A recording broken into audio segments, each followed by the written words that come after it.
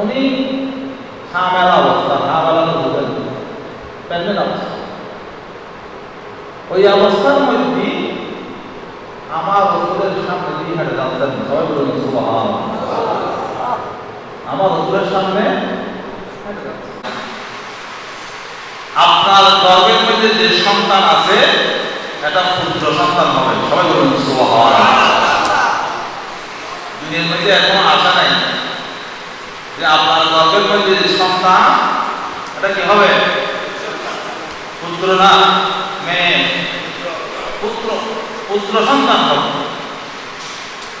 এই কথা বলার সাথে সাথে উম্মে জামিল বিনতে হারিসা আশ্চর্যান্বিত হয়ে গেলেন। আমার রাসূল আরো বললেন, আমার সাথীরা, এই পুত্র সন্তান যখন দুনিয়ার মধ্যে ভূমিষ্ঠ হবে, ওই ভূমিষ্ঠ হওয়ার সাথে সাথে এই সন্তানটাকে আমার কাছে নিয়ে আসিও। সবাই বলুন সুবহানাল্লাহ। কয়টি কথা বলছেন?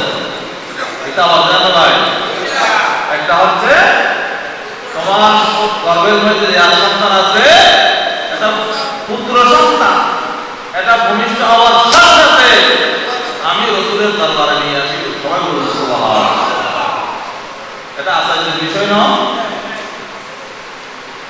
তখন নির্দিষ্ট সময় হলো, উম্মে জামিল বিনতে হারিসা গর্ভবতী গিয়ে স্বামীর সাথে আলোচনা করলেন। স্বামী স্ত্রী আব্বাস রাদিয়াল্লাহু আনহু সাথে আলোচনা করলেন। স্বামী স্ত্রীর মুহাব্বত আল্লাহর পক্ষ থেকে।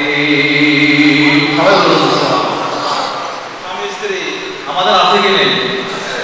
ফরের ছেলে, ফরের মেয়ে, মেয়ের বাড়ি ঢাকা, ছেলের বাড়ি চট্টগ্রাম। কোনোদিনও এক আমাদের গ্রামের ভাষায় বলে এক পুকুরের পানি ব্যবহার করা নাই, কিন্তু তাদের প্রতি এমন মহব্বত আল্লাহ দান করেছেন, স্বামী স্ত্রী হয়ে গেছেন অনেক দূর দূরে। আছে না? দূর দূর থেকে এসে পাওয়া না, এবং বিবাহ হয় না, যে কোথাও কোনোদিন দেখা হয় নাই, তাদের সাথে আত্ম মানে কি, আত্ম মানে কি, তাদের মধ্যে যখন আত্ম করে দেওয়া হয়, তাদের মধ্যে এমন মিল মুহাব্বত আল্লাহ এখানে বেঁধে দেন, সেই জন্য তাদের সংসার জীবন সুখী সংসার জীবন পরিণত হয়। সবাই বলুন সুবহানাল্লাহ। এটা আল্লাহর পক্ষ থেকে বলে নেওয়া হয় কি না? স্বামী স্ত্রীর মায়া এটা হারিয়ে দিয়েছে। সেই জন্য যার স্বামী কথায় লম্বা হয়ে যাচ্ছে, স্বামীর সাথে পরামর্শ খুশি নেবে না। উম্মে জামিল নাম কি বলেছিলাম? উম্মে জামিল বিনতে হারিসা, উনি আমার রাসূলের কথা শুনে খুশি নেবে না, যেহেতু ছেলের মা হবে খুশি। আবার নিয়ে যাতে বলছেন, হওয়ার পর স্বামীর সাথে আলাপ করলেন। আচ্ছা,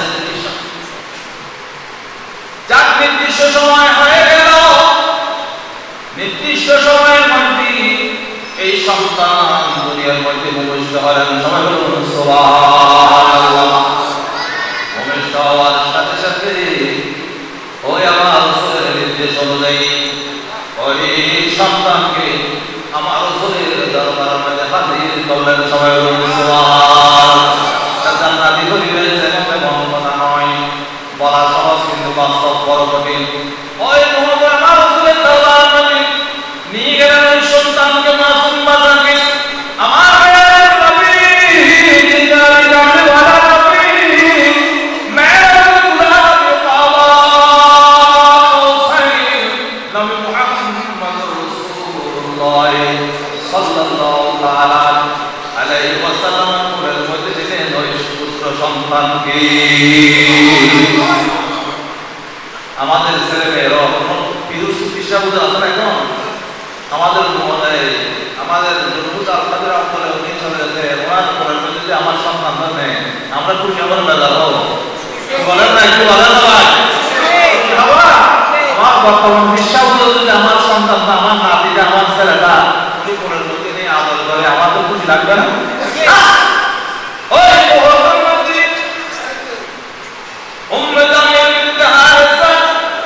আমার রাসূলের কোরআন মধ্যে সন্তানকে দিলেন দেওয়ার পর আমার হায়াত নবী ওই সন্তানের নাম কানের মধ্যে আযান দিয়ে দিলেন আর কানের মধ্যে একামত দিয়ে দিলেন সুবহানাল্লাহ রাসূলের আযান রাসূলের একামত ব্যবহার সহজ আমাদের মুয়াজ্জিন আছে কি নেই আযান দেওয়ার মানুষ আছে কি নেই মসজিদের মধ্যে আযান হয় না আসলে আযান হয় মুয়াজ্জিনের শান আলী এগুলো সময় এখানে নাই মুয়াজ্জিনের মারতাবা মুয়াজ্জিনের ফজিলত আর এবং বারা এই বিষয়গুলোর মধ্যে মুয়াজ্জিনের বারার মধ্যে হাদিসের মধ্যে পাওয়া আছে ফজিলত বর্ণনা করেছেন এটা সেরা সম্মানী ব্যক্তি তাদেরকে সম্মান করতে হবে এক কথায় কিয়ামতের ময়দানের মধ্যে তাদের গলা সকল উঁচু হবে কি হবে যাই হোক আমার রাসূল আযান দেওয়ার পর আমার রাসূল বললেন এইটা উম্মে জামিল বিনতে হারিসাকে বললেন ইযহাব লিআবিল খুলাফা সবাই বলুন সুবহানাল্লাহ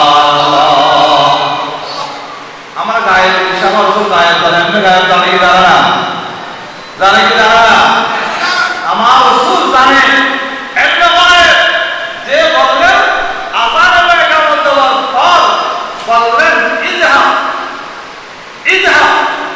নিয়ে যাও লিআবিল খুলাফা খলিফাদের বাপকে নিয়ে যাও সবাই বলুন সুবহানাল্লাহ তো এই কথা কি হবে এটা আলম আসল কথা আজকে ভূমিষ্ঠ হয়েছে ইযহাব লিআবিল খুলাফা একথা বলার শুনে আরো আছেন জমিত হয়ে গেলেন আল্লাহুম্মা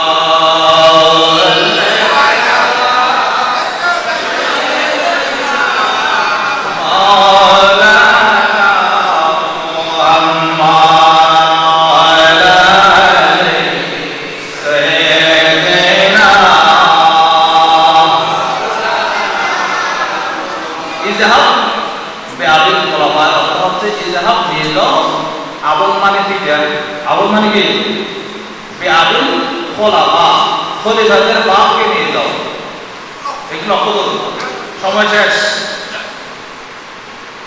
ইযহাব বিআবিল খুলাফা খলিফাদের বাপকে নিয়ে যাও একথা বলার পর উম্মে জামিল বিনতে হারিসা আবার সাজ্জামিত হয়ে গেল কি বলেন এখন মাসুম বাসা আজকের সন্তান রাসূল বলতেছেন নিয়ে যাও খলিফাদের বাপকে নিয়ে যাও তখন ঘরের মধ্যে গিয়ে স্বামীর সাথে আবার আলোচনা করলেন কি বলেন আমার রাসূলের এটা বলার পর আব্বাস রাদিয়াল্লাহু আনহুকে নিয়ে আমার রাসূলের দরবার মধ্যে জামিল বিন হারিসা হাজির হলেন সুবহানাল্লাহ তখন রাসূল বললেন হে আমার চাচা আব্বাস হে আমার জামিল বিন হারিসা আমি যেটা বলছি সেটাই তাতে এই বাচ্চাটা খলিফাদের বাপ হবে খলিফাদের কি হবে বাপ হবে সময় হবে উনি যখন বড় হবে ওনার উনি কি হবে বাবা হবে এবং উনি এক সময়ে খলিফাদের বাপ হবে সবাই বলুন সুবহানাল্লাহ তখন উনি দেখা গেল উনি খলিফাদের বাপ হয়েছেন আমার রাসূল যেটা বলেছেন সেটা হয়েছে সবাই বলুন সুবহানাল্লাহ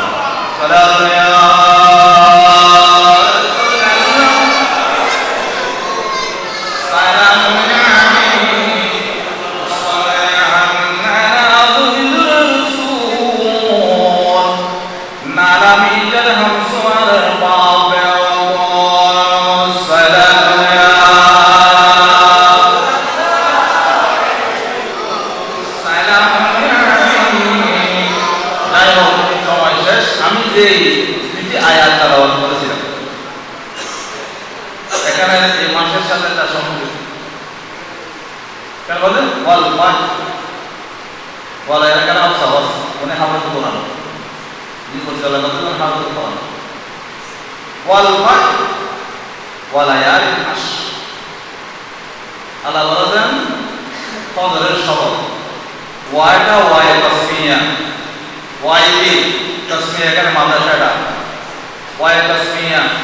আল্লাহ পাক জাল্লা শানহু বিভিন্ন সময় বিভিন্ন বিভিন্ন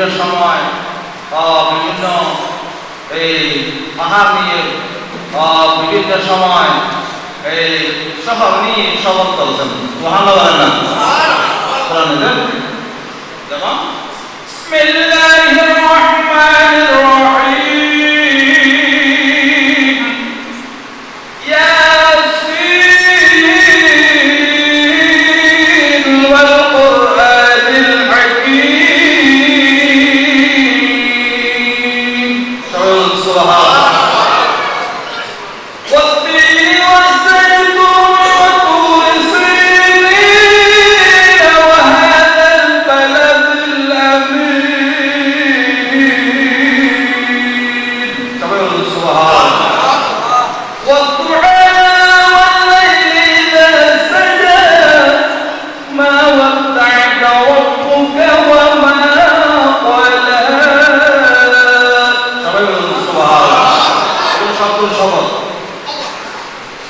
ইয়াসিন, এটা আমার রাসূলের নাম।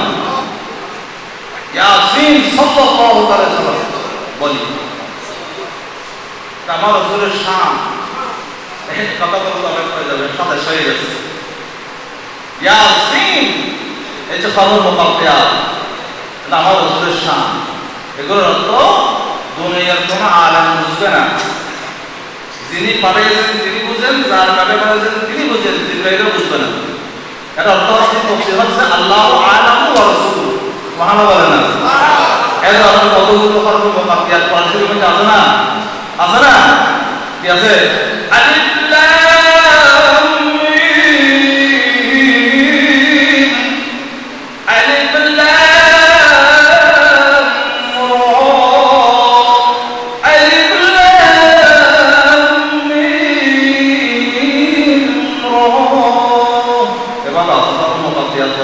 এগুলো সবটা আলোচনা একটু বুঝার জন্য বললাম।